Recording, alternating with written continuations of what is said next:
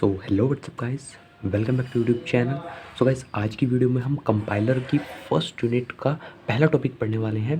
जो पहला टॉपिक का क्या नाम है, फेजेस एंड पासेस। अब फेजेस और पासेस में से मतलब इसको पढ़ने से पहले सबसे पहले मैं एक बार कंपाइलर को बता देता हूँ। कंपाइलर आपका होता क्या है।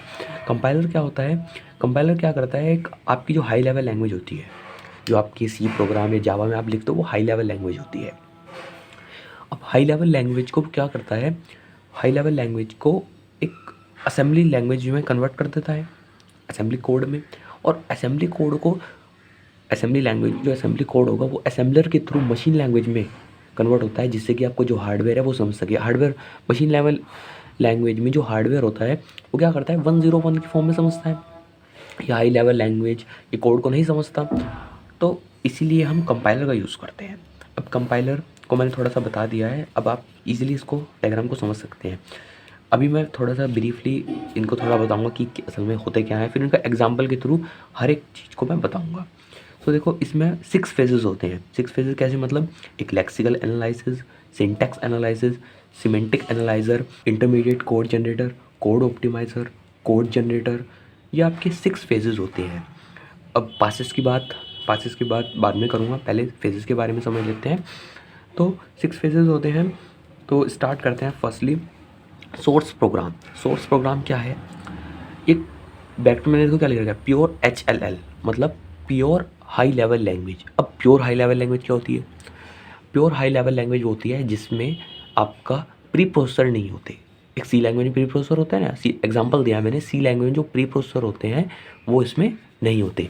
देखो बताता हूँ, सी लैंग्वेज जैसे हम लिखते हैं ना प्रोग्राम, हैज़, मैंने कह दिया हैज़ इंक्लूड, जो भी फाइल होंगी, जो भी हैज़ जैसी होती हैं, ये इंक्लूड नहीं करते प्योर हाई लेवल लैंग्वेज में। इसको हम मॉडिफाइड कोड भी कहते हैं, सोर्स कोड कहते हैं।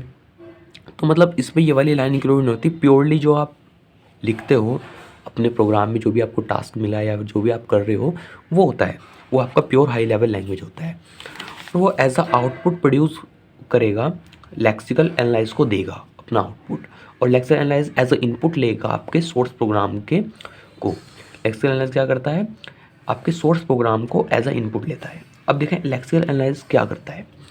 लेक्सिकल एनालाइज क्या करता है, ये एज अ स्कैनर यूज़ करते हैं हम। एज अ स्कैनर, स्कैनर क्या, जैसे स्कैन करता है एक एक चीज़ को स्कैन करता है, ऐसे ही ये क्या करता है, एक एक चीज़ को आपकी स्कैन करता है। एक एक मतलब एक एक जो आपने कोड लिखा है, एक एक पार्ट को स्कैन करता है।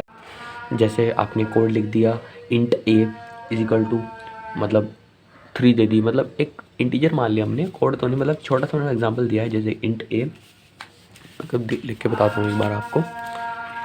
जैसे आपने लिख दिया इंट ए इजिकल टू 7, तो क्या करेगा, एक एक बार उसको चेक करेगा और क्या जनरेट करेगा, टोकन जनरेट करेगा।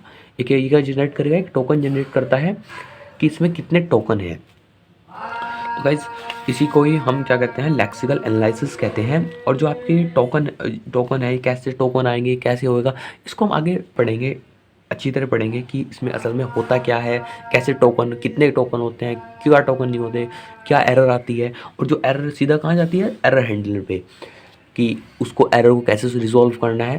तो ये सारी चीज़ें अभी हम थोड़ी देर में पढ़ने वाले हैं कि इसकी मतलब अच्छी तरह की इनका इंट्रोडक्शन। सो अब आपका सेकंड क्या होता है, ये जो लेक्सिकल एनालिसिस होता है ये एज अ इनपुट, तो आपका सोर्स प्रोग्राम लेगा और एज अ आउटपुट क्या प्रोड्यूस करेगा, आपके टोकन को प्रोड्यूस करेगा। और सिंटैक्स एनालिसिस क्या करेगा, एज अ इनपुट लेगा आपके टोकन को। सिंटैक्स एनालिसिस क्या करेगा, एज अ इनपुट लेगा टोकन को, और क्या करेगा, एक पार्सर, इसको हम पार्सर भी कहते हैं, और एक सिंटैक्स ट्री बनाएगा, सिंटैक्स ट्री बनाएगा और उसको आउटपुट में प्रोड्यूस करेगा। अब देखो ये पार्सर ट्री, मतलब जैसे आपने अभी डेटा स्ट्रक्चर में पहले पढ़ा भी होगा, ऐसे होता है जैसे इजिकल टू हो गया, ये आइडेंटिफायर, एक एज्यूम कर रहा हूँ मैं, अभी आपको एग्जांपल नहीं दे रहा हूँ अच्छी तरह, जब हम अच्छी तरह इसको आगे बढ़ेंगे तब बताऊँगा।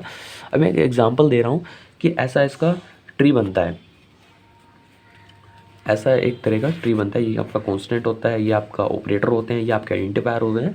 ऐसा एक पार्सर ट्री बनता है उसको, और एक सिंटैक्स ट्री बन जाता है। और जो सिंटैक्स ट्री होता है किसी ग्रामर को फॉलो करता है, ऐसा नहीं है कि ऐसे ही मैंने बना दिया, किसी ग्रामर को फॉलो करता होगा, ऐसे होता है। तो ये तो आपका सिंटैक्स एनालिसिस हो गया, ये सिंटैक्स ट्री जनरेट करेगा। तो और सिमेंटिक एनालाइज क्या करेगा, सिंटैक्स ट्री को एज अ इनपुट लेगा, इनपुट लेगा। इसमें क्या होता है, ये कहता है मीनिंग ऑफ कोड बताता है, जो हमने ये बनाया है उसका कुछ मीनिंग भी है या नहीं, उसका कुछ मीनिंग होगा या नहीं, ये आपके मीनिंग ऑफ कोड को बताता है। जो आपका ट्री बना है वो मीनिंगफुल है या नहीं, और जो आउटपुट होगा वो भी सिंटैक्स ट्री का ही होगा, सिंटैक्स ट्री की फॉर्म में होगा। जो आउटपुट प्रोड्यूस होगा वो भी सिंटैक्स ट्री की फॉर्म में प्रोड्यूस होगा। और इंटरमीडिएट कोऑर्डिनेट क्या करेगा, सिंटैक्स ट्री को एज अ इनपुट लेगा।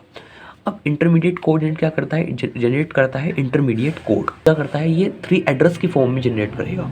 जो आपका ये ट्री है ना, ट्री तो है, तो इसका कोड होगा, जो इसका कोड होगा वो 3 एड्रेस की फॉर्म में जनरेट करेगा, 3 एड्रेस की फॉर्म में जनरेट करेगा।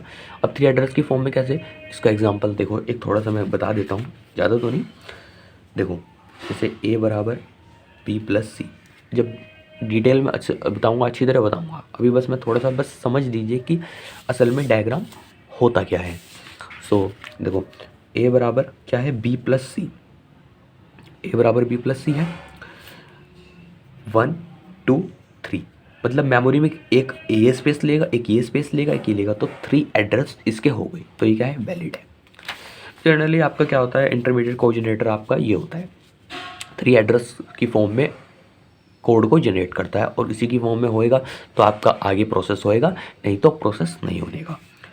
अब ये as a input code optimiser क्या है, ये ऑप्शनल होता है, यूज़ कर भी सकते हैं नहीं भी, बट एक बेटर कंपाइलर जो होता है वो इसको जनरली यूज़ करता ही है।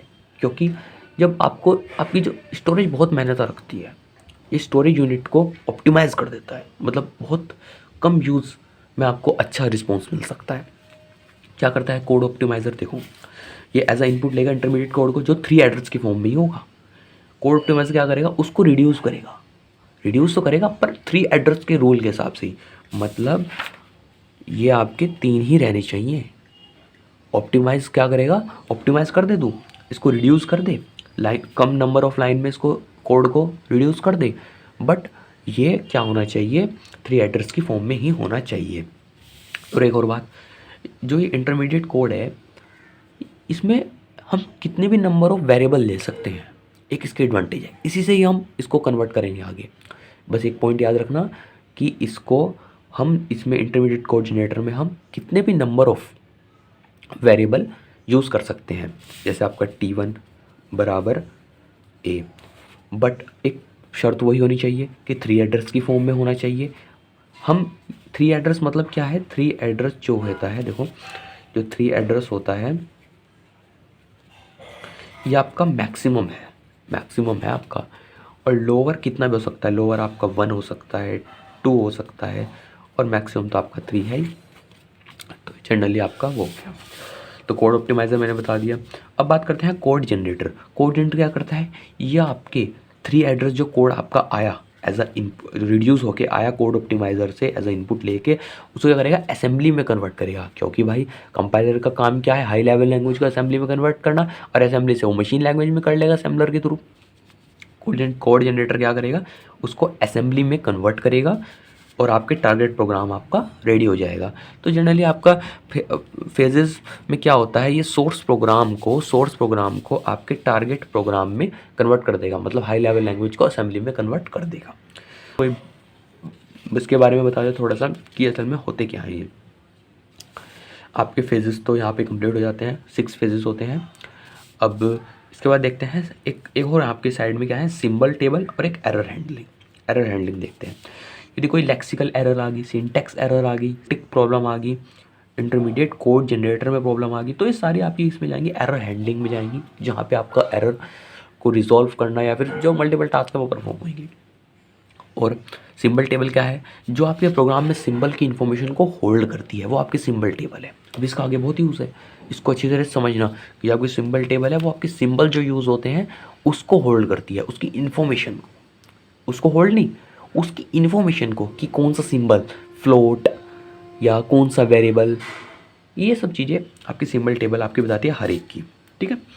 अब ये तो आपकी थोड़ा मैं डायग्राम के बारे में बता दिया। अब फेजेस के बारे में थोड़ा सा बता देता हूँ। वैसे नेक्स्ट वीडियो में हम फेजेस और पासेस को हम डिटेल के साथ पढ़ेंगे, एग्जाम्पल भी होंगे जिसमें। तो ये तो आपके हो गए। अब पासेस का एक थोड़ा सा आपको बता देता हूँ। पासेस में क्या होता है, देखो, यदि आपका पूरा ओवरऑल एक फेज में कंपाइल हो जाता है, अच्छा एक एक वर्ड मेरी ध्यान से सुनना, आपको शॉर्ट डेफिनेशन में आपको यूज़फुल होंगे। जो आपका पूरा ओवरऑल एक फेजेस में कंपाइल हो जाता है वो आपका सिंगल पास कंपाइलर कहलाता है। देखो मैंने लिख रखा है ना, ये पूरा एक फेजेस में कंपाइल हो जाता है तो उसको सिंगल पास।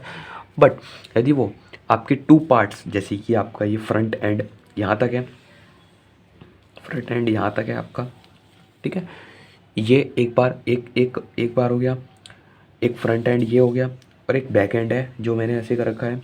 इसके इंटरमीडिएट कोड जनरेटर के नीचे कोड ऑप्टिमाइज़र कोड जनरेटर के 2 से बना है, ये बैक एंड है। ऐसे आपकी 2 फेजेस में आपका कंपाइल होता है, उसको हम मल्टी फेज कंपाइलर कहते हैं। तो आपका जरा सा मैंने आपके फेज के बारे में बताया, 2 तरह के ही पासेस होते हैं, एक सिंगल पास कंपाइलर और एक multi pass compiler. So guys next video में हम इसको डिटेल में उसके साथ एग्जाम्पल के साथ इसको पढ़ेंगे।